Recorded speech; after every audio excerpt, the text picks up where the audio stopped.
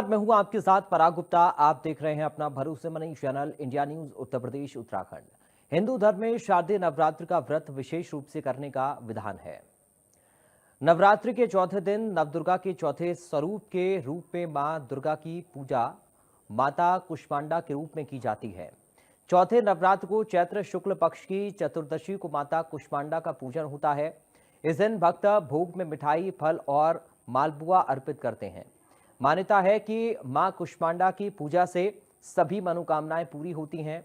मां कुष्मांडा 8 भुजाओं वाली दिव्य शक्ति हैं, इसलिए इन्हें अष्टभुजा देवी भी कहा जाता है। ऐसा कहा जाता है कि मां कुष्मांडा की पूजा अर्चना करने से सुख, समृद्धि, अच्छा स्वास्थ्य और आयु, यश, बल की प्राप्ति होती है। ऐसी मान्यता है कि उन्होंने अपनी हल्की मुस्कान से ब्रह्मांड बनाया था, इसलिए उन्हें कुष्मांडा देवी कहा जाता है। सृष्टि के आरंभ में अंधकार था, जिसे मां ने अपनी हंसी से दूर किया। कुष्मांडा देवी में सूर्य की गर्मी सहने की शक्ति है, इसलिए उनकी पूजा करने से भक्तों को शक्ति और ऊर्जा मिलती है। माता कुष्मांडा की पूजा कैसे करें, क्या उनका आशीर्वाद प्राप्त करें, कैसे, और जानेंगे हमारे साथ मौजूद मेहमान से।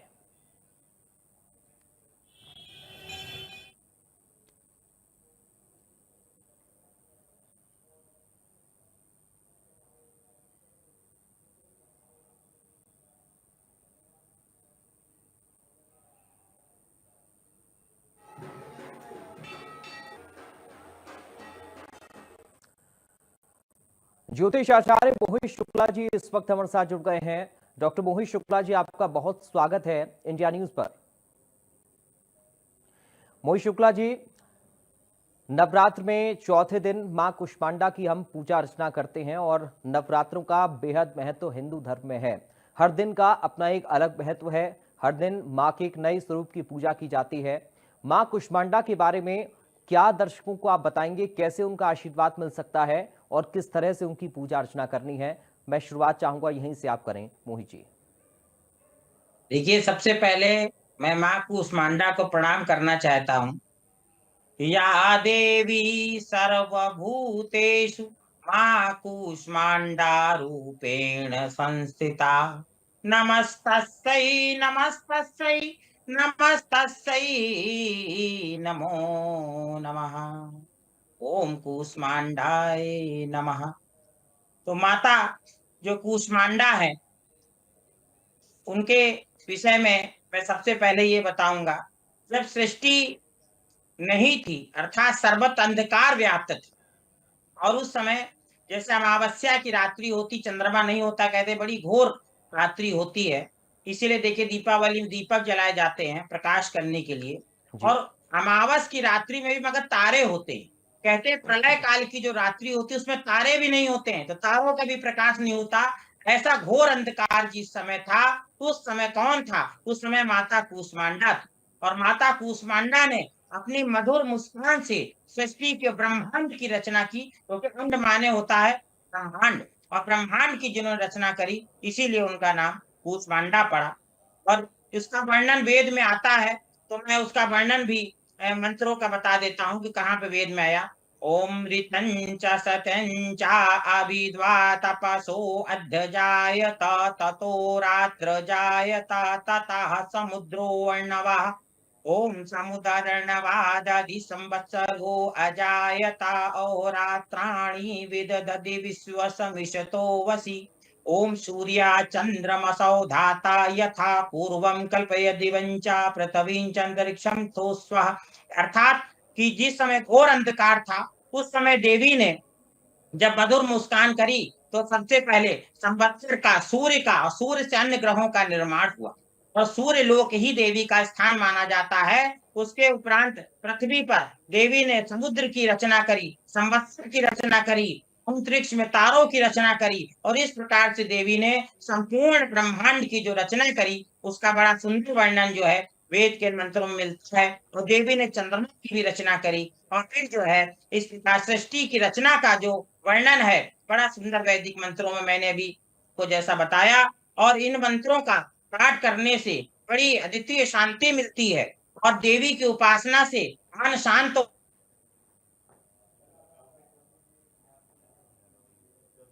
आठों हाथों में उन्होंने धनुष्मान और अमृत कलश गदा, ये जो है 8 चीजें माँ देवी ने धारण कर रखी हैं। और देवी को जो है गेरुआ वस्त्र धारण करें। गेरुआ रंग देवी को बड़ा पसंद है। भगवा रंग जो है वो पहन के देवी की उपासना करनी चाहिए। हम्म। देवी कूष्मांडा बड़ी शीघ्र प्रसन्न हो जाने वाली देवी है। और उनका जो सरल बीज मंत्र है, जैसे ओम कूष्मांडाय नमः, इस मंत्र से पूजा कर सकते हैं। और एक और मंत्र है जो कि तंत्रोक्त मंत्र है, ओम कूष्मांडा ऐं ह्रीं देवे नमः, इस मंत्र से उपासना करें। और एक और मंत्र मैं बता देता हूँ जो हवन के लिए भी बड़ा प्रमुख माना गया है, ओम ऐं ह्रीं क्लीं चामुंडाय विचे चतुर्थ कूष्मांडाय स्वाहा। इस मंत्र से यज्ञ अवश्य करें। 11 या 21 आहुतियां देवी के नाम से अवश्य देनी चाहिए। उससे देवी जो है माता प्रसन्न होती हैं और विविध प्रकार के वरदान प्रदान करती मोहित शुक्ला जी, खास तौर पर माता कुष्मांडा की पूजा करने से किस तरह का विशेष फल भक्तों को मिलता है, किस तरह का विशेष लाभ मिलता है? और दूसरा, मैं ये भी आपसे समझना चाहूंगा, जो अष्टभुजा माता को हम कहते हैं, उसके पीछे क्या मान्यता है? देखिए, आपने बहुत अच्छा प्रश्न किया। मैं आपके प्रश्न का उत्तर देना चाहता हूँ पराग जी, जी। कि देवी को सबसे पहले आपने पूछा कि पूजा करने से, देखिए देवी की जो उपासना माता कूष्मांडा की करने से भक्तों के रोग और शोक नष्ट हो जाते हैं। और भक्तों को आयु, यश, बल और आरोग्य की प्राप्ति होती है। जैसा मैंने पहले कहा कि अत्यल्प सेवा से माँ प्रसन्न हो जाती हैं और भक्तों को प्रसन्न होकर सुखी और समृद्धि का वरदान प्रदान करती है। और नवरात्रि के चौथे दिन जैसा माता कूष्मांडा का ध्यान किया जाता है, उससे ज्ञान, बुद्धि और कौशल में भी वृद्धि हो जाती। तो भक्ता को जो है मालपुआ, फल, मिष्ठान और सफेद कुम्हड़ा, कद्दू जिसे कहते हैं, कुम्हड़ा को कद्दू बोलते, कद्दू जो है उसकी बलि भी दी जाती। सफेद कद्दू को बीच से ऐसे काट दिया जाता है तो देवी माता प्रसन्न होती है। ऐसे पशु बलि का शास्त्रों में निषेध किया गया है। पशुओं को हानि नहीं पहुंचानी चाहिए, इसलिए कद्दू की बलि जो है देनी चाहिए। इस प्रकार से देवी प्रसन्न होती। और उसी से जो है पेठे का भोग देवी को बड़ा प्रिय है, तो पेठे का भोग अवश्य लगाना चाहिए मिष्ठान में। और इसका देखिए, और जैसे मैंने बताया कि गिरवे वस्त्र हैं, लाल रंग के वस्त्र हैं, लाल रंग की चूड़ियां हैं और लाल पुष्प हैं, ये सब देवी को अर्पित करना चाहिए। पीला पुष्प भी देवी को थोड़ा प्रिय लगता है, तो लाल और पीला दोनों रंग के पुष्प देवी को चढ़ा सकते हैं। इस प्रकार से देवी की उपासना करनी चाहिए।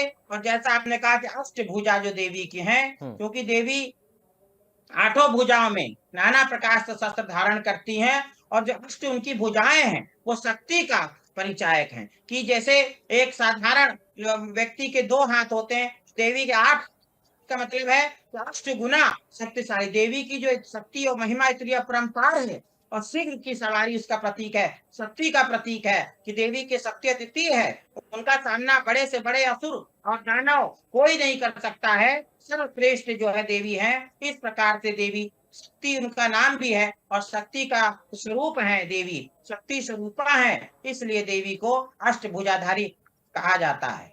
मोहित शुक्ला जी, आपने बताया कि पूजा पाठ किस तरह से करनी चाहिए, भगवा वस्त्रों का जिक्र भी आपने किया है, कई सारी महत्वपूर्ण बातों को आपने बताया है। मैं ये भी आपसे समझना चाहूँगा, चूंकि कई बार कुछ ऐसे लोग हैं जो परिवार के साथ नहीं रहते हैं, बहुत कम संसाधनों में ही माता को प्रसन्न करना चाहते हैं, उनकी पूजा अर्चना करना चाहते हैं, तो बहुत कम साधनों के साथ हम किस तरह से माता की पूजा आराधना कर सकते हैं?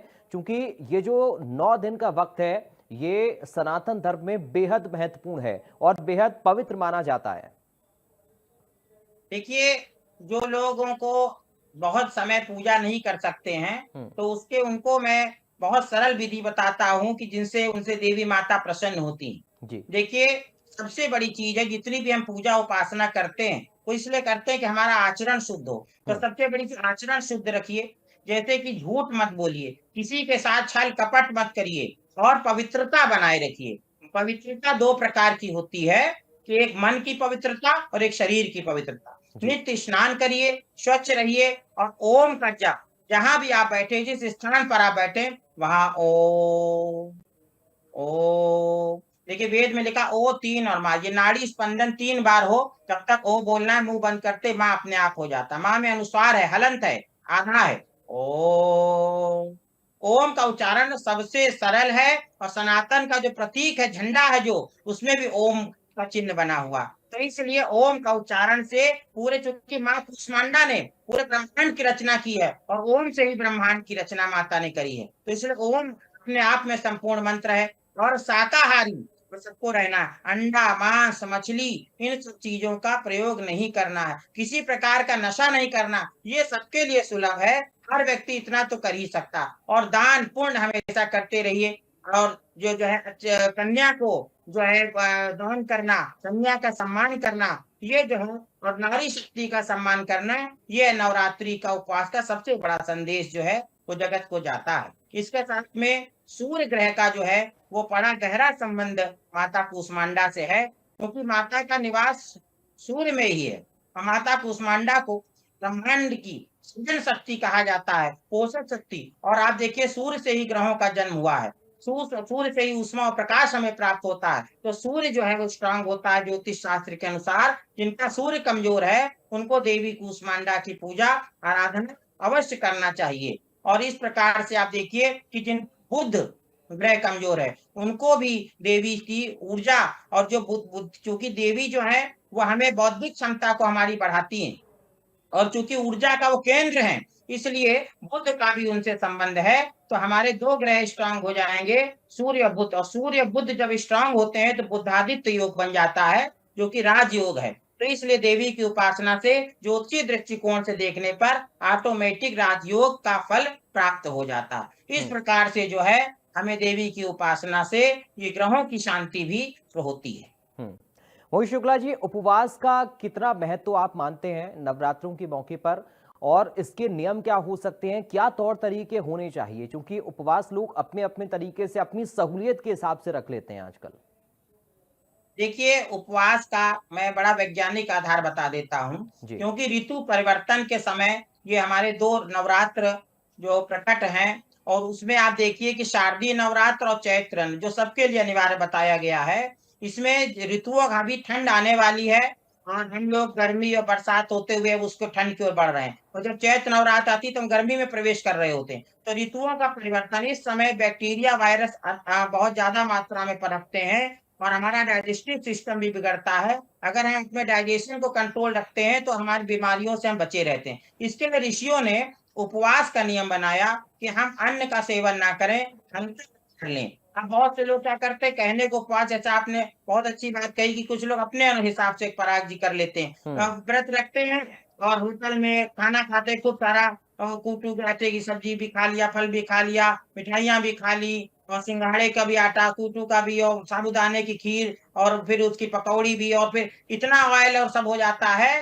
कि डॉक्टर कह देते हैं भाई ये इससे अच्छा तो वो था जब आप व्रत नहीं रखे थे, क्योंकि आपने इतनी हाई कैलोरी ले लिया, उससे ज्यादा कैलोरी ले ली। क्योंकि उपवास का नियम है कि फलों का सेवन हमें अधिक करना है। वैसे भी जो है 70% हमारे शरीर में पानी है, तो हमें फलों का सेवन अधिक करना चाहिए। और हमें जब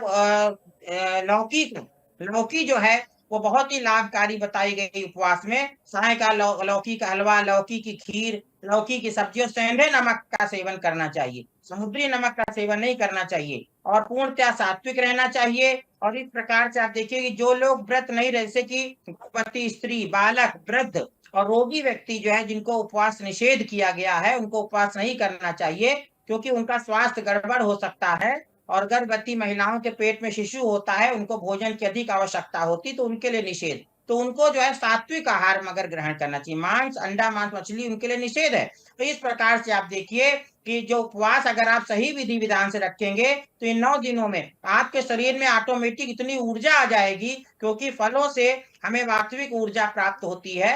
और उसके साथ में जैसा मैंने आपको कहा, लौकी जो है आप उस पर शोध करें कितनी ऊर्जा हमें प्रदान करती है। और इस प्रकार से हल्का आहार लेना है, पानी का सेवन करना है, फलों का सेवन करना है, और सेंधि नमक का मात्रा में सेवन करना है, कि जिससे हम अधिक से अधिक ऊर्जा उपासना करते जाएं। और ब्रह्मांडीय जो पॉजिटिव ऊर्जा है, जो सकारात्मक ऊर्जा है, वो नवरात्रि में पूरी पृथ्वी पर छा जाती है। और चूंकि सामूहिक रूप से सब लोग उपासना पूजा करते हैं, तो उससे आप देखिए इसलिए हमें थकान नहीं होती। जब जब कोई एक व्यक्ति चलता है तो थक जाता है, मगर जब समूह में चलते हैं तो हमारे अंदर और ऊर्जा बढ़ जाती। तो समूह में चूँकि ऊर्जा हो रही है, समूह में लोग उपासना कर रहे हैं, जगह-जगह जो है वो पंडाल लग जाते हैं, दुर्गा पूजा होती है, तो हर घर में यज्ञ होता है, उपासना होती है। तो ऐसी ऊर्जाओं का आवाहन होता है कि जिनको हमें उपवास रख के अंतरात्मा में ग्रहण करना चाहिए, ध्यान करना चाहिए, मेडिटेशन करना चाहिए, जप करना चाहिए और देवी माता की